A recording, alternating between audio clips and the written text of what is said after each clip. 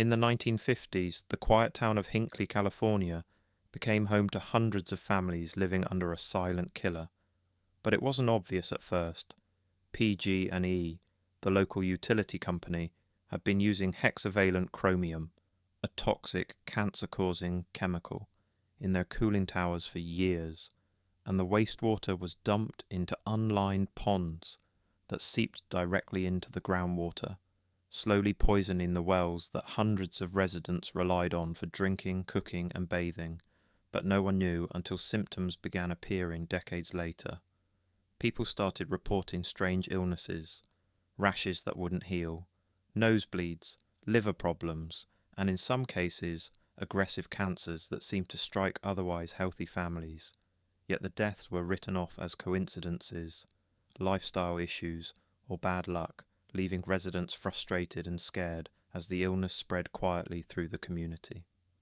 One family in particular became the face of the tragedy, the Pellicciottis, watching several of their loved ones fall ill and die, while trying to understand why seemingly normal water was slowly destroying their lives,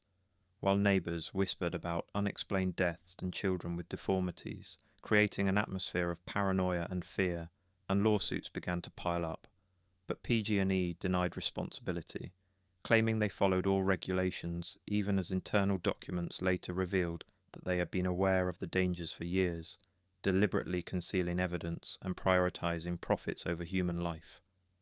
The tipping point came when investigative journalist Erin Brockovich arrived, meticulously piecing together medical records, water samples, and corporate memos, showing a damning pattern of neglect and cover-up that finally brought national attention to Hinkley, leading to a $333 million settlement in one of the largest toxic tort cases in US history. But the damage had already been done, as many residents continued to suffer, some died, and the psychological toll of living under a poisoned sky left lasting scars. Hinkley became a cautionary tale about corporate greed, environmental negligence, and the invisible dangers that can lurk beneath the surface of everyday life, where water, a source of life, was transformed into a silent instrument of horror,